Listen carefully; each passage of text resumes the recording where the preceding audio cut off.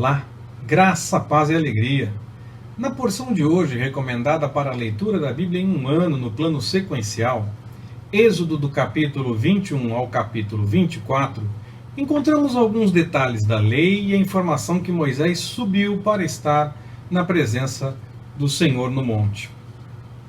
A lei tinha realmente muitos detalhes, muitos aspectos, muitas minúcias, muitas coisinhas, parecem até coisas simples ou coisas lógicas, óbvias, mas muitas vezes as pessoas acabam deixando de lado a observação da lei ou das coisas da vontade do Senhor, por mais que pareça lógico ou óbvio. Então a lei tinha muitos detalhes de fato.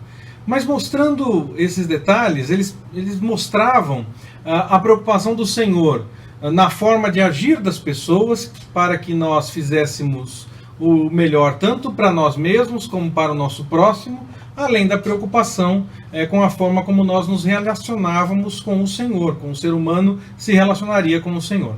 Falando apenas das relações entre seres humanos, o ser humano tem a tendência de entender e de querer o melhor para si quando lhe interessa. Achar que os outros precisam entender quando algo lhe favorece, mas quando atinge o outro quer o rigor da lei. Também acontece de pessoas muitas vezes deixarem de lado a sua própria importância, abrindo mão para dar destaque maior ao outro. Se nós observarmos a lei com os seus detalhes, as duas atitudes estão erradas. Nem devemos querer que os outros entendam quando nos agrada, quando nós queremos aquilo, e nunca entender quando não agrada quando agrada ao outro ou não nos agrada, quer dizer, preferir apenas o que nos interessa e no momento que nos interessa. Nem devemos deixar de lado a nossa importância, alegando que o outro é igualmente importante, isto é, abrir mão quando for para si e defender apenas quando for para o outro. A lei não concorda com nenhuma dessas duas atitudes, porque a lei equilibra as coisas.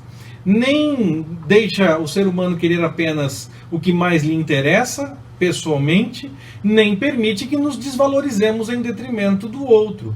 Apresenta o que nós conhecemos como equidade, pois, mesmo que haja distinção entre pessoas, mesmo nos aspectos da lei há algumas distinções entre pessoas, há um limite onde cada um tem a sua atuação e tenta tornar mais justo o que se passa com cada um, ainda que com diferenças entre algumas pessoas, entre alguns grupos. Muito se fala que a lei justifica a escravidão, a defesa da propriedade, a punição dos erros. A lei fala sim a respeito de vários aspectos, mas ela não legitima nada, apenas coloca limites minimamente razoáveis nas relações humanas e na forma como o ser humano se relaciona com Deus. Permite um ajuste para que até mesmo o ladrão tenha algumas coisas observadas. Ele errou, a lei deixa isso bem claro, que ele cometeu um erro, mas há limites para agir contra ele pelo texto que nós lemos na porção recomendada de hoje. Não se torna justa ou certa qualquer ação contra o ladrão porque ele é de fato um ladrão. Há sim a punição, mas nem tudo está liberado. A lei equilibra um pouco as coisas. Talvez se houvesse redes sociais na época em que a lei foi apresentada, a lei fizesse previsão a respeito das coisas que acontecem nesse universo virtual, pois muitas coisas desses relacionamentos virtuais tem muitas ações entre os seres humanos, trocamos muitas experiências, trocamos muitas reações, e de fato talvez a lei tivesse que apresentar alguma coisa se existisse naquela época. Era importante ter alguns limites. Bom, talvez o começo do capítulo 23 pudesse se enquadrar um pouco nisso. Afinal, as pessoas, quer nas redes sociais, quer no relacionamento pessoal, humano, acabam falando coisas que não são verdadeiras algumas vezes.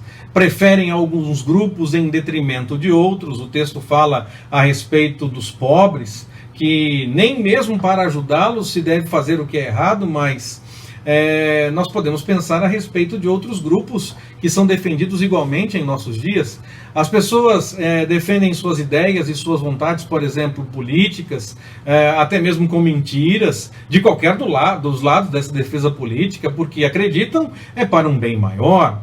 Ou nem mesmo tem a ver com política, é com relação a qualquer assunto, então é para um bem maior, e então defende até mesmo que se faça alguma coisa errada, alguma mentira, porque o outro grupo que está sendo combatido também mente, nós precisamos usar as mesmas armas.